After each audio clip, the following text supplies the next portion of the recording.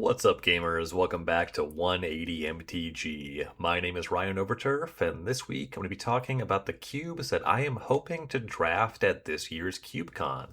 This is actually my first time participating in CubeCon as a player. I did commentary for CubeCon a couple years ago. Really excited to make it out and just draft some stuff that I am not used to drafting, which is going to be the framework I'm operating under here today. This is not a list of what I think are the best designed cubes in CubeCon, the ones that speak to me the most closely, any kind of statement of anything being better than anything else. Rather, my selection criteria here has more to do with drafting things that are dissimilar from my own sensibilities, stuff that I wouldn't normally draft. I want to broaden my horizons and experience more of what is happening in the cube world. That was actually something that was really vitalizing for me about playing in Shoebox this year. The weirder cubes, the stuff that was more out there, I really drew a lot of inspiration from and had a lot of fun exploring. When I did commentary for CubeCon, I actually had a hand in selecting the cubes that we were going to use for coverage, and some of my biases there was I went through all the cubes and really was looking for things that were, I'm going to use the word legible. I wanted cubes that was relatively easy to look at a board state and determine what was going on in the game, and then to convey that to an audience at home. Whereas my criteria here is going to be very much the opposite. I want stuff where I take a glance at the cube list and I just really don't know what the games are going to look like. Probably have a number of cards that I'm not used to playing with, just to see what other people are doing in the space, to see if maybe there's something that I haven't thought about that would be compelling to me, or just to engage with someone else's creative projects. So this is really going to be more a mission of curiosity than when I was trying to present something in kind of a more professional, digestible way. I'm looking for the weird stuff today. And truthfully, if I did have the opportunity to do commentary for another Cube event in the future, I would want to cover weirder stuff because that really is the draw for these events, going out and playing cubes that are so different from what you are used to. I think that as a caster, that involves some amount of maybe getting in early, actually experiencing these cubes first so you can actually talk about them in a way that's worth anything. But I'm getting away from today's topic a little bit there. I'm recording this a little bit out, but the plan is for this to go live the Monday leading up to CubeCon, the week of the event. I'm going to be talking about CubeCon a lot. I'm going to be talking, today about the cubes that I hope to draft.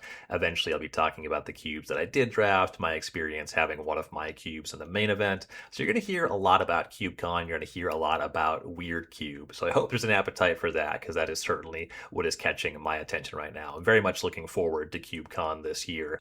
I'm going to have a link to all of the cubes in the CubeCon main event in the show notes here, and that's going to be every cube on offer. You'll be able to find any of the cubes I'm talking about today if you want to take a closer look at any of these, as well as just peruse everything on offer. There's likely something that would be more appealing to you that would be more in the space that you're interested in. It is useful and interesting and fun to kind of look over all of the cubes here, especially if you're not making it out to CubeCon, just to see what's going on. Maybe there's something that strikes your fancy, maybe something that gives some inspiration to you. I'm going to be talking about a lot of the cubes on offer, but not at tremendous depth. This is before drafting any of them, and I'm certainly not talking about all of the cubes.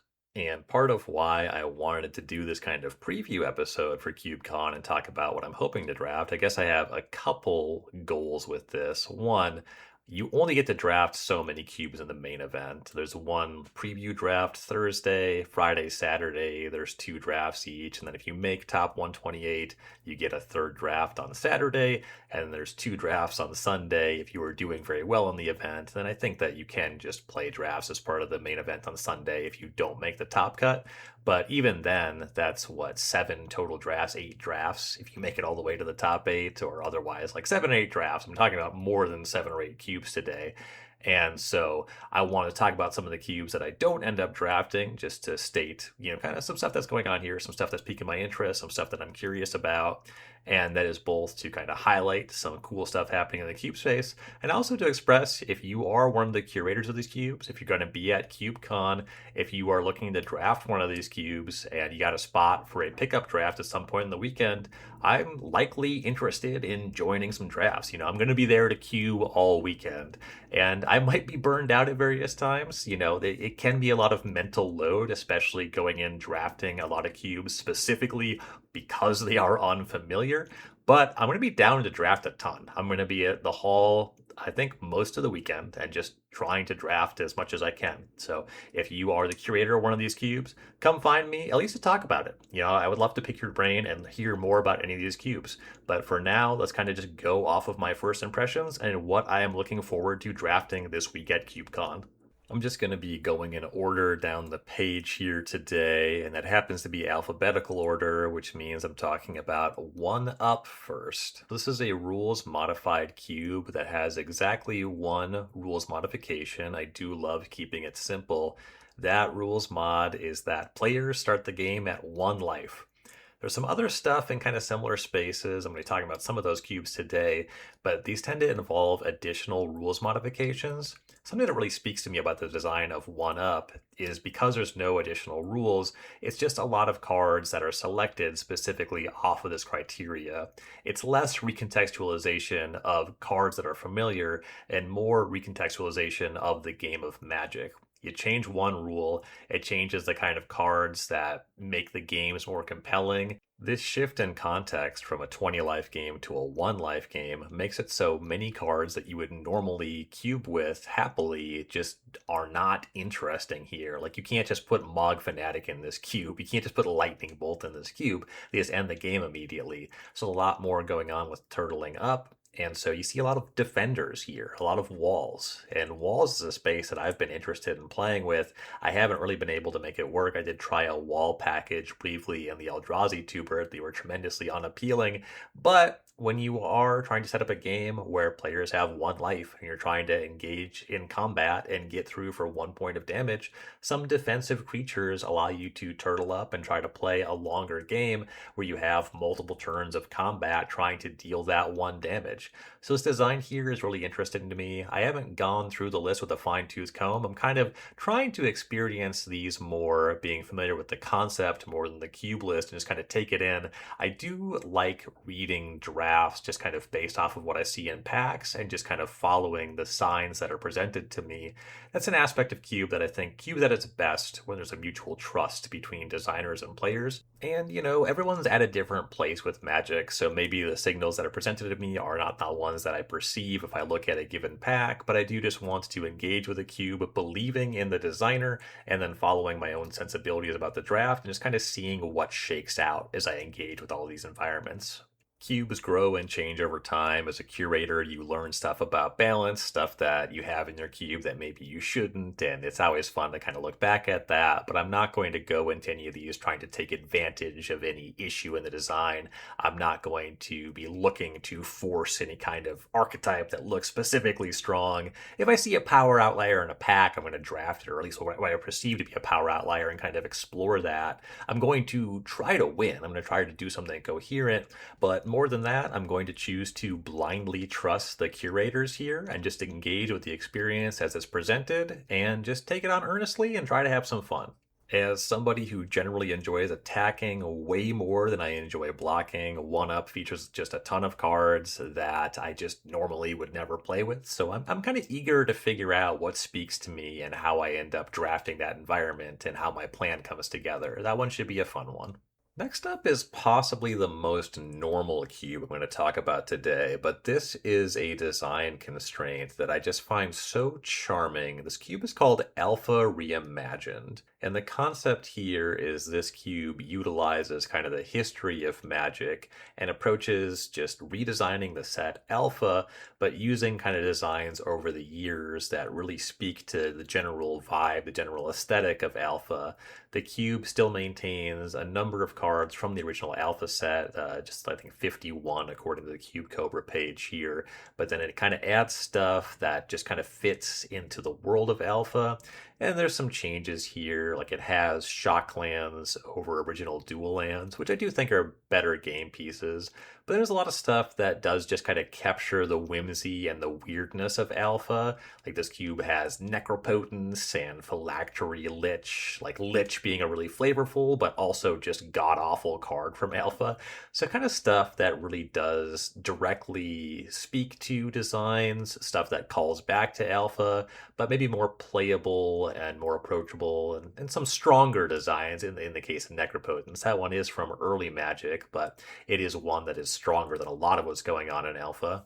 Alpha Reimagined is not a powered cube. It does have some stuff that does speak to some of what was happening in Alpha. So you don't have Moxen and Black Lotus, but there still is some really strong artifact, mana acceleration. You have Basalt Monolith still present in the spread here. Obviously not the same power level, but doing stuff in similar spaces. There's medallions here as cost reducers instead of Moxen. So stuff that really is kind of speaking to the space, but informed by the game's history and how it's shaped up over time. There is still some stuff here that generally you would only see in a powered cube. Like this cube has balance and it has mind twist. Like there's some really strong stuff here from Alpha. So it does really speak to the game's rich history and some of the strongest stuff that has ever showed up in the game. But it's not trying to be like a busted powered cube. And Brain Geyser is probably like one of the stronger cards here. It's kind of drawing extra cards in these cubes where a lot of the stuff is modest tends to be strong. I think that in terms of gameplay, like this one does just kind of look like an ordinary cube, but just the aesthetic notes here, just kind of being referential and just kind of updating Alpha, doing a core set, but speaking to the weirdness of the history of the game and how Alpha just took kind of swings in every direction because it was just trying to establish an entire game, not just have a bunch of ordinary nuts and bolts stuff. So this is not one of those cubes where it's like all the cards are really simple and elegant and approachable. There's a lot of that going on here. It has that kind of core setty feel, but also kind of the alpha, big swings, weird stuff. And I love this idea. I would like to draft this cube for sure. Next up is the Bear Claw Changeling Cube. So there's a few different Changeling Cube stuff in this space. This is a rules modified environment where the rules modification, once again, there's just one rule, and that's that all of your creatures have all creature types in all zones on the battlefield, in your hand, in your library, in your graveyard, wherever. All of your creatures are all creature types. And then there's just a ton of stuff here that calls out specific creature types, but because of that rules modification, there's going to impact and play with all of your creatures. I have never drafted a cube with this modification, though I've been familiar with them. This is something, there was a cube called the Changeling Cube that is one of the cubes that was covered 2 years ago at CubeCon. That one was covered by Rondez Green and Ethan Sachs. It's one that I did not have on my list as cubes that I would like to cover because I do think that this conceit here, all creatures or all creature types, is just so fundamentally broken. And then also it's going to lead to some weird interactions, some rules questions. I think that like the saving grace for this rules modification is that it's so broken that the games just likely just don't last very long because invariably you get a couple different creature type matters things and there's just so much value that you can just deal tons of damage and even explore some infinite combos in this space. And I'm not really like looking over and trying to see, what exactly am I trying to do here? I think just kind of reading some of these cards, some of them are so loudly strong. Like Muxus is in this cube, and Muxus is strong enough when it only is doing goblins, but you have Muxus and like Haste Lords and Krenko, and this is just stuff that was part of like a really broken arena only format, whatever that was called. Was it historic? I don't remember, but Muxus is broken. I remember that much. I enjoy playing with some creature type matter stuff in cubes, and I do like going to an extreme, like an aspect of Spooky Cube that I really like is just having the human module where all of the creatures are human, and then going into the monster module, humans do heavily permeate that space as well. So if a card says humans matter, it's going to play with most of your creatures. I like doing that in card selection more than a rules modification. So kind of for that reason, and because I think that so much of this stuff is so broken, this is not a cube space that really speaks to me. But like I said, I'm trying to broaden my horizons. I am interested in drafting some stuff I wouldn't normally draft, and we'll see exactly how it feels at the table and just kind of how other players are engaging with it. That's part of it too. When I draft this cube, I expect to draft a broken deck. Like at the end of drafting a cube where there's a bunch of creature type matter stuff and every creature is treated as a changeling, I expect to have a broken deck. I expect to be trying to assemble something in the early turns of the game that is just like insurmountably strong, and I'm kind of curious to see how other players engage with this as well. It's kind of how resonant it is, like how loud is it that this cube is broken. So I am kind of interested to see how this one goes out. It's one that normally would not fall under my sensibilities, which is exactly why it's on my list as potential priorities for CubeCon. Next up is Breaking the Oath Cube. This is a cube where you draft a deck and you play the Oathbreaker format. Oathbreaker is a format that I have never played. I've heard about it for a few years now. It's kind of in the commander space. You start with a planeswalker and what's called a signature spell in your command zone, and they follow the regular rules of commander, where when they leave the battlefield, they re-enter the command zone, and you can recast them for the additional 2 mana commander text for every commander tax rather for every time that you have cast them from the command zone. So you get a planeswalker, and then you get an instant or sorcery that acts as the signature spell for your planeswalker, and they just follow the regular commander command zone rules. And then your deck construction of this cube does follow color identity rules, my least favorite aspect of commander. Though having played some Canadian Highlander the week of recording here, I will say that when you get into Phyrexian mana, I do see how stuff gets really broken and weird, and how that color identity rule can at least kind of brace you for the specific experience and the output of a given deck. You don't have to worry about dismember out of a blue deck, for example. But anyway, I've never played Oathbreaker. I've played a decent amount of Commander Cube. My friend Andy maintained an awesome Commander Cube for a number of years. That was a ton of fun to play, but that we played with 4 players. So I've never done a 1v1 command zone type cube environment.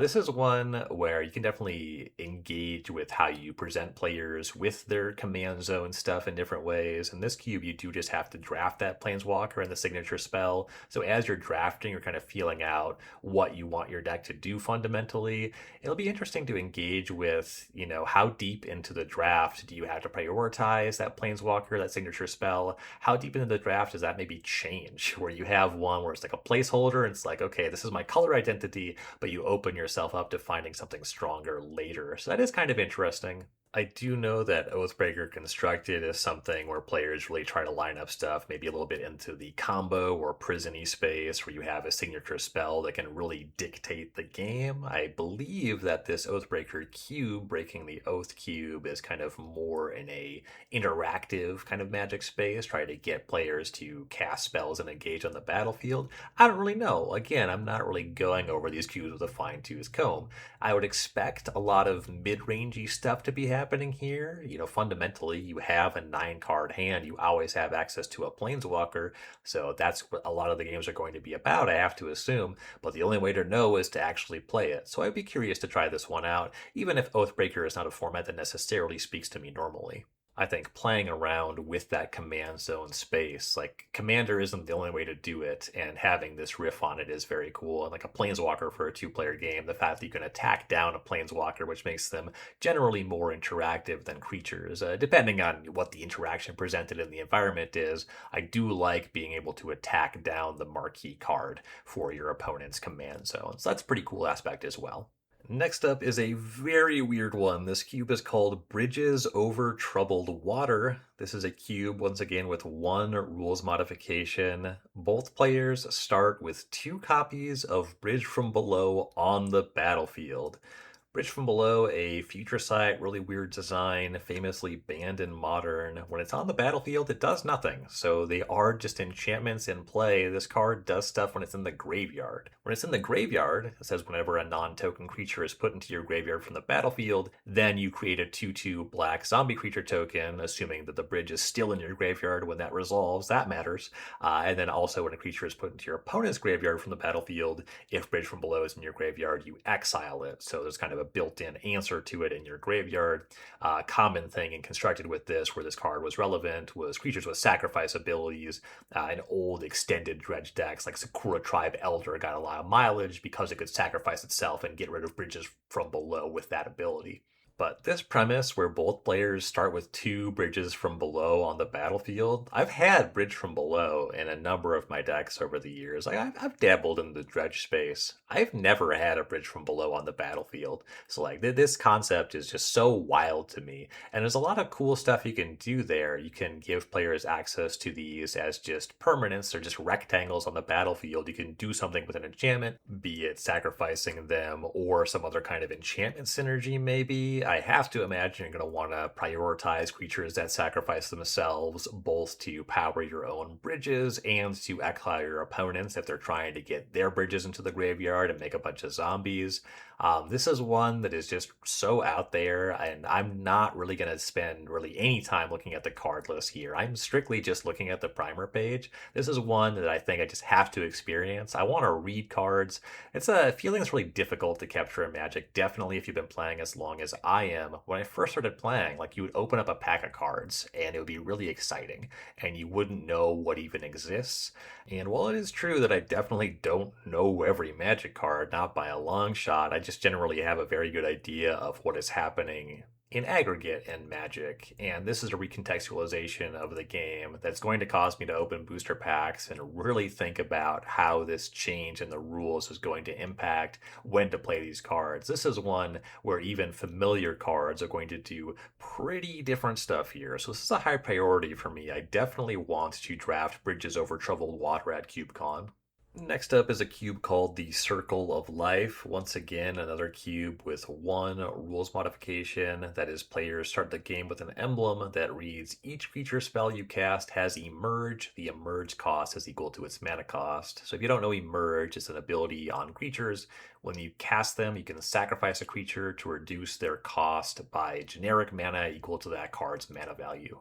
This mechanic was really broken in Standard. I guess it's less the mechanic is broken and more cards that featured it were very strong. And there were other synergies going on there. This was a way to cast something with 7 or more mana value for less than 7 mana by sacrificing creatures to reduce the cost. And then Elder Deep Fiend could lock your opponent out by tapping down mana sources, whatever. And there were synergies with casting stuff that cost 7 or more.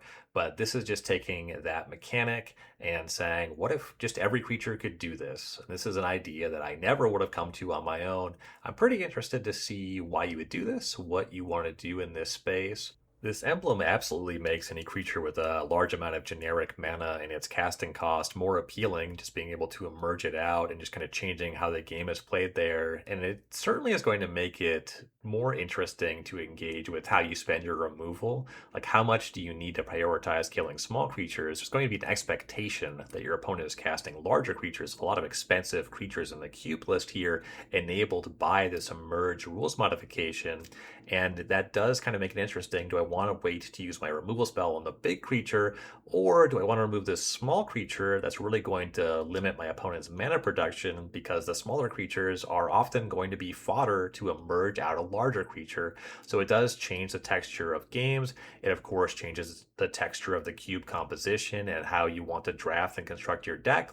It makes it so you're probably going to play more expensive creatures than you normally would, even if you were going with a normal creature cheat strategy. So there's some cool stuff here, some recontextualization of some familiar cards, some cards that have fallen by the wayside, and some cards you would just normally never cube with. So some pretty cool stuff happening with the Circle of Life.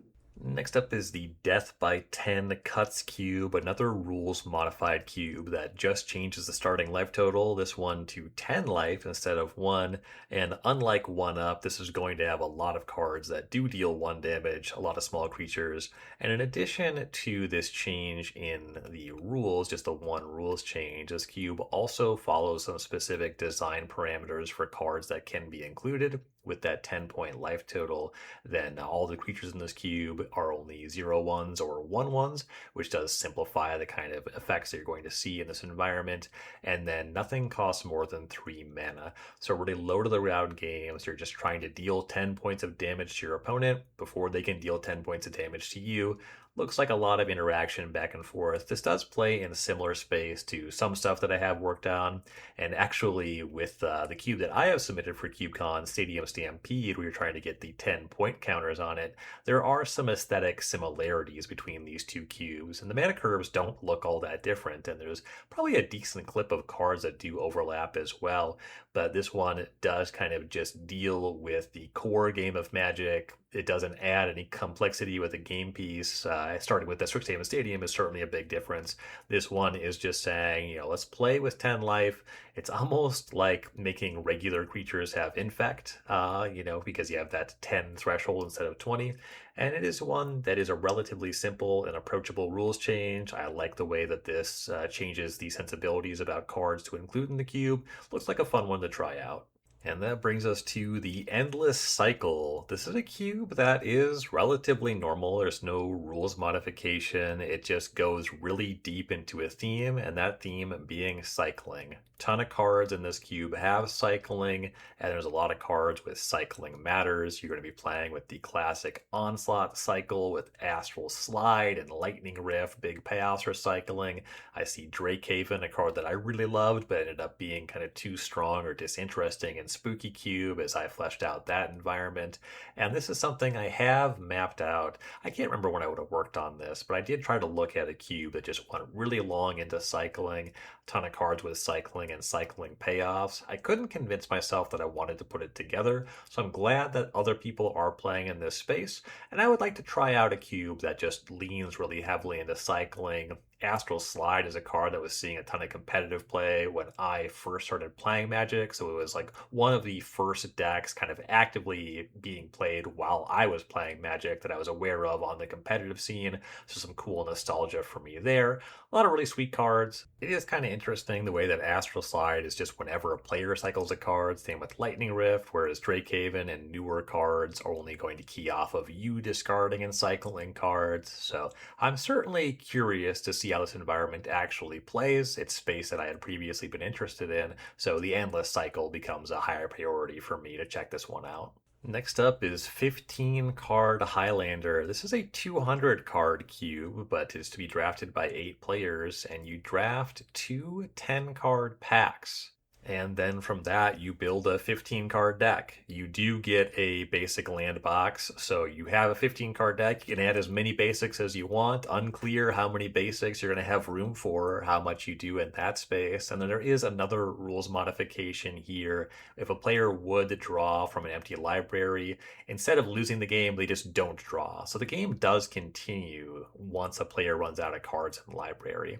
And that really informs the design here. I'm not digging into it too deeply, but there's clearly some value engines, way to loop through decks, redraw cards, get access to cards multiple times. Looks to be a lot of what these games are, and trying to navigate the fact that a 15 card deck just isn't a lot of cards. And how can you win with those? How can you continue to play the game and be competitive even if you draw through your entire deck? So reusing cards and finding ways to loop and kind of build a value engine with a very small number of game pieces seems to be the conceit here. Very different from anything that I've played, and I want to check it out. It has some stuff that doesn't really speak to me, doesn't really appeal to me generally, but because it's so different, I am willing and interested to give it a try and to play in a very unique space. And so 15 card Highlander does become one of the cubes that I do want to try to draft at KubeCon. And that brings us to maybe my favorite cube name among submissions for KubeCon. This is in all caps, "The floor is lava." If I gave you 100 guesses, you probably wouldn't come close to what this cube is. This has another rules modified cube where each player starts with an emblem, which is the card, the Sib Sig Ceremony. This is a card from Tarkir Dragonstorm. I'm sure that I read it during preview season and then immediately forgot that it existed. So this is black, black, black, but it's an emblem here, so you're just going to have it in play. Legendary enchantment, creature spells you cast cost 2 less to cast, and whenever a creature you control enters, if you cast it, destroy that creature, then create a 2/2 black zombie druid creature token. So the idea here is there's going to be like a lot of value creatures. So you get some enters effects. Then your creature, if you cast it, it was discounted, but then it's destroyed immediately. So you get a 2/2 zombie. So you kind of treat creatures as 2/2 zombies with whatever enter ability they have. And then there's stuff like blink and reanimate, where that destroy trigger only happens if you cast a creature. So if you're able to blink them or reanimate them successfully, then you do get the base text box on the creatures. No idea how this one plays. Seems like a really wacky out there environment. Sipsig Ceremony, like I said, is a card that if I ever registered that it existed, I immediately forgot. So this is a space that I would never personally explore on my own. And for that reason, I do want to try out The Floor is Lava. And I would probably be hooked on this cube on the name alone. And this, as far as I understand it, this rules modification has nothing to do with that name. Like, I guess I kind of get it. If the creatures touch the battlefield, they die, the floor is lava. I don't know. I really don't know. But this one looks kind of wacky and fun. Next up is Ginger Cube. This is another rules modified cube. A couple things going on here. You draft 3 packs of 12 cards, and then you may add any number of the card Ginger Brute to your deck during deck construction. And the most important rule, the winner of the draft gets to sign a Ginger Brute immortalized in the Ginger Cube. If you're not familiar, Ginger Brute, a 1 mana 1/1 artifact, food golem. With haste, you can pay 1 and Ginger Brew can't be blocked this turn except by creatures with haste. And then for 2, you can tap it and sacrifice Ginger Root, you gain 3 life. I have to imagine that the 1 mana ability there does not come up too much in a field full of Ginger Brutes, but Ginger Brute having haste for 1 generic mana and then also being able to sacrifice it to gain 3 life. There's certainly texture on this card that makes it unique. It's slanted for an aggressive deck, but you do have that ability, that food ability, to help enable games going along and have maybe some sacrifice or graveyard synergies. I'm not really looking at the list here. I'm just kind of looking at this conceit. This is something that I've been aware of cubes that have experimented with adding any number of a card for many years. This is kind of like a category of rules modification that is not close to new. However, the card Ginger Brew, this is something that does play pretty uniquely. More recently, I have been enamored with the breaking singleton for a specific card, and then you draft and you have to navigate how many copies that you want to play during the draft, like 100 Ornithopters, and then my cube inspired by that, 30 to 50 Feral Hogs. I really love that space, and for that reason, I find the conceit of adding any numbers of a card during deck construction less compelling, but I do want to give this its fair shake. I do think that the card Ginger Brood is interesting, and because this is different than the space that I've been currently or more recently playing in with like drafting a large number of draftable copies of a creature, I am curious to try out the Ginger Cube. And that brings us to the Grixis Desert Cube. This one certainly speaks to me. My Grixis Cube was the first color restricted cube on Magic Online back in 2019, so that was pretty cool. Of course, I do love Grixis, and Desert Cubes are something that I have been interested in lately. So this is a Desert Cube. It means you have to draft all your basic lands. There's no basic land box, so everything you play you do have to draft. And this cube is drafted in 3 18-card packs, and of course there's no green or white cards. So this is one of those desert cubes where the packs are a little bit larger to kind of finesse the fact that you have to draft lands. That doesn't speak to me as much, but because I haven't drafted one of these desert cubes where you do get to draft extra cards, I of course want to try it for that reason. And I played the Fire Swamp at Shoebox. That was a partial desert. You can only add swamps to your deck after you drafted any other basic land you would have to draft, but then there wasn't really blue or white cards, and then red or green were present, so it was kind of Jundy, but this is just fully Grixis, so it's kind of in a color restricted space, and this is fully a desert instead of the partial desert. You can't add any basics during deck constructions, so there's some stuff that's familiar and that would speak to me normally, and there's stuff that's a little bit different than I would do myself as well.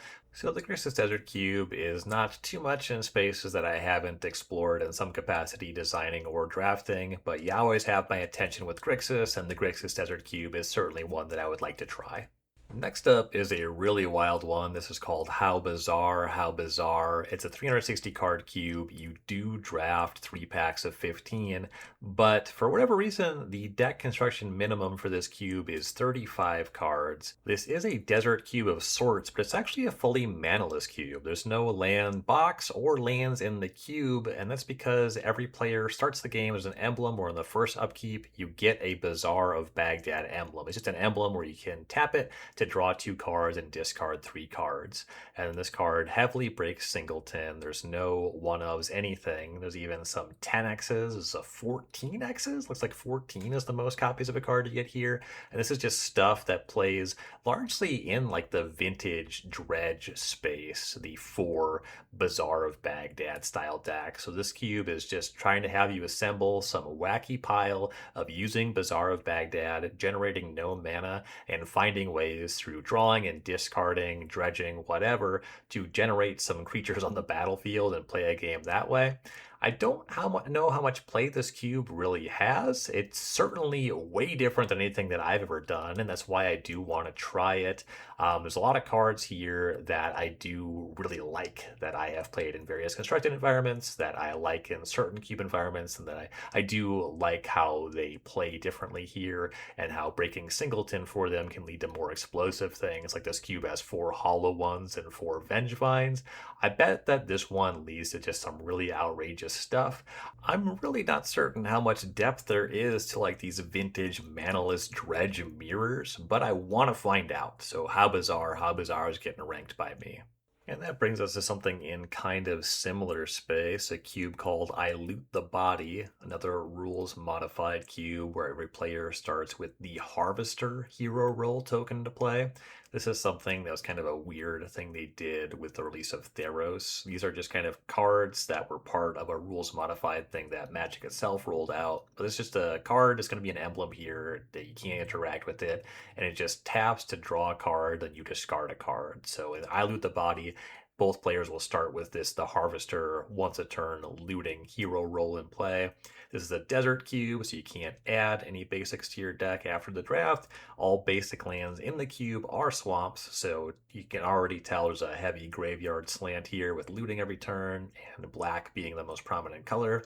You draft 3 packs of 18, so another cube that finesses that land count there. And also the Harvester itself, being able to loot every turn, also does kind of finesse the difficulty of needing to draft all of your mana sources. And then beyond that, we have some ostensibly normal magic going on. There's breaks in singleton for mana producing lands. The cube looks to be singleton otherwise. There's a lot of graveyard stuff going on here. A lot of card overlap with my spooky cube, which is a cube that I really enjoy the normal gameplay of. So I'm interested in trying out I Loot the Body in terms of modifying the rules to really lean heavily into this graveyard space. Also, once again, just checking out a desert cube. This one kind of has some unique slants there with only swamps in the cube, and then the 3 packs of 18 thing. Also kind of just trying out, just seeing what the feel of that is. And to the extent that it's very similar between I Loot the Body and How Bizarre to have some kind of looting emblem effect in play on the first turn, these 2 cubes are doing something that's kind of similar in the rules modification, then otherwise in the execution are so radically different, where you have one of them trying to give you like this really busted, all your stuff is free and you have to figure out how to actually cast spells and assemble a battlefield, versus one that's okay, you're looting and it's free and it's extra and that's very powerful, but outside of that you are just playing with normal cards, making land drops and casting spells. So these are 2 cubes with a rules modification that does occupy kind of similar space at a glance, but then the execution is so different. I think it'd be really cool to draft both of these cubes and kind of compare the experiences of these. Next up is Like Tears in Rain. This is an interesting cube. It's not a desert, but it is kind of structured aesthetically around an unnamed world that's really depleted of resources. And there is a land box, but you can't add basic lands to your deck. Instead, there's a cycle of lands from Odyssey that enter tapped that can fix your mana at a real cost. So Abandoned Outpost is the white entry. It's a land that enters tapped, taps for white, or you can tap it and sacrifice a Abandoned Outpost to add 1 mana of any color. So all 5 of those, one for each color, are going to be in sort of a land box. So instead of basics, you can add these. Real steep cost, having them enter tapped, and then also to fix your mana, you have to sacrifice them to make any color. So fixing colored mana is going to be challenging here, and having lands enter the battlefield untapped, this actually seems to be a big part of the selection of the lands in the cube. The lands that you draft are how you're going to get untapped mana sources, and then these tapped lands are going to be maybe a little bit more in how you fix your mana. So splashing and playing multiple colors looks like it's going to be really weird here. And I've never played a cube where you can have lands other than basic lands added to your deck after the draft. So I want to try this one specifically, just experiencing something where you add a different kind of land and you don't have access to basic land. So this is not exactly a desert cube, but like Tears in Rain, has a lot going on tonally that's very similar to desert environments. And I haven't really played with the Abandoned Outpost cycle. I know that this was something that was like a big part of Odyssey block. This was one of the many really spiky things happening there, with these being useful to build Threshold or get lands into your graveyard, where in like Tears and Rain, this is more how you actually cast your spells. But with these steep costs, it does seem like still a pretty spiky, crunchy thing to chew on, and I want to try it out. And that brings us to the 6-drop cube. This is a cube where every spell has mana value 6. This is space that I never would have thought to explore, and frankly, a few years ago, you probably couldn't have paid me to draft this. But I do want to try it because it is just so different than any space that I would design in, and so different from anything that I've played.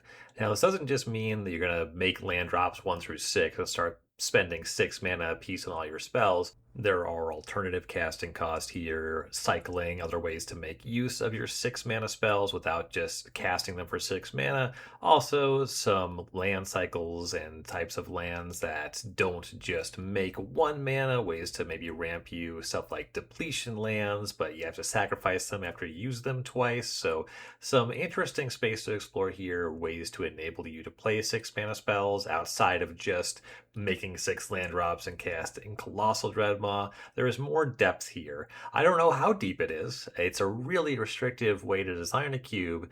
I've been working on the one bird, a cube everything with mana value 1, and so I'm intrigued by limiting yourself to one spot on the mana curve, but that jump 1 and 6 are so different. Like the one bird is similar to the tempo 2 bird in a lot of ways, just a low mana value cube, but then it is more restrictive, whereas the 6-drop cube is doing something radically different with this high spot on the mana curve. So I do want to try this one out. It is just nothing like anything that I've ever played.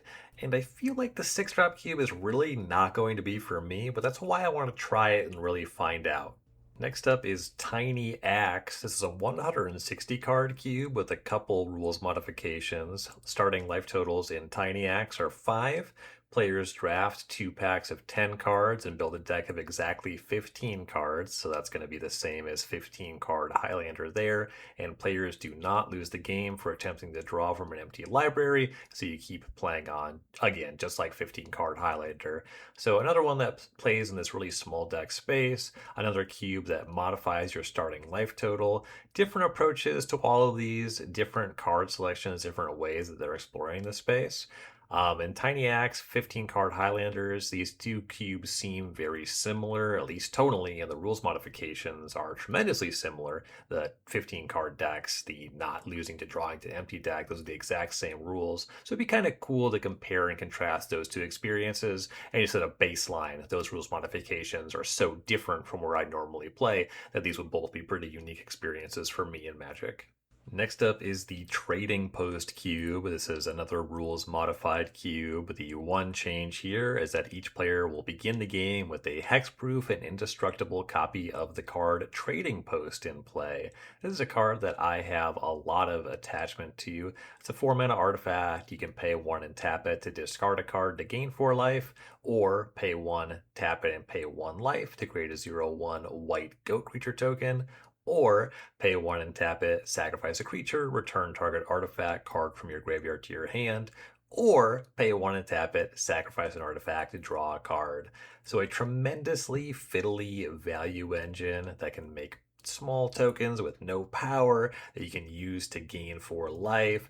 This card is actually really good at making games last longer, so I'm really intrigued here about how this cube is going to play out. It looks like there's some stuff in kind of a combo-y creature cheat space here. Of course, there's value engines, sacrificing artifacts to recur stuff and draw extra cards. Trading Post is a card that I have featured in a few different cubes. I really enjoy playing with it and kind of building decks around it. I'm slightly concerned that starting a game with Trading Post in play and always having access to this is a card that can really make games draw on. Because there's a lot of decisions happening here. It's a life gain engine. It's something that I just want to see in practice. It might play a lot more smoothly and quickly than I expect, though I would not be surprised if this is one of those cubes that consistently has long round times. But the only way to find out is to play it. And that brings us to Triptych Cube. Triptych Cube. Apparently it's pronounced triptych. I don't know what this word is. Looks like it's a picture or a carving in three panels side by side, or something composed or presented in three parts or sections. Oh, that makes a lot of sense. I'm actually just reading that for the first time now. This actually really works with the design constraints here. There's a special rule in this cube. You can start with either a class or a saga in the command zone. So these are cards that tend to have abilities broken up into three pieces. So that makes sense. Triptych Cube. There we are. And this cube mercifully does not follow color identity restrictions, so you just choose a class or a saga, and that's going to be in the command zone for you, following the regular commander tax rule. So every time you cast one of these from your command zone, it'll cost 2 additional mana to cast, which does play really well with sagas. Sagas do naturally go into a graveyard, so it's kind of interesting to think about whether you want a saga or a class in the command zone. I'm sure there's a lot going on with the draft that will inform it. Categorically, just having a saga that allows me to recast it, it will depend how long the games go. I think that having any kind of value generating card in the command zone is going to do more to prolong a game than to shorten it. I think that my only intuition, I'm really not even looking at the card list here. I think that I'm going to try to get a saga more than I want to try to get a class, but there are some classes that are quite strong. I don't know if they're in this cube. I mean, Artist Talent is one that has quite the constructed pedigree, but we'll see. I'm sure that there's plenty of reason to draft the classes as well. So pretty cool concept here. And there's another rules modification. You do draft 3 packs of 16 cards here, so you draft 3 extra cards. So a little bit more room to find your class or your saga there. This is another cool riff on how to utilize the command zone, something that I don't currently do in any of my cubes, and I will say that the wheels are turning more for me at a glance regarding sagas than classes, but I do like that aesthetic there with Triptych tying both of those things together, so this should be a cool one to explore.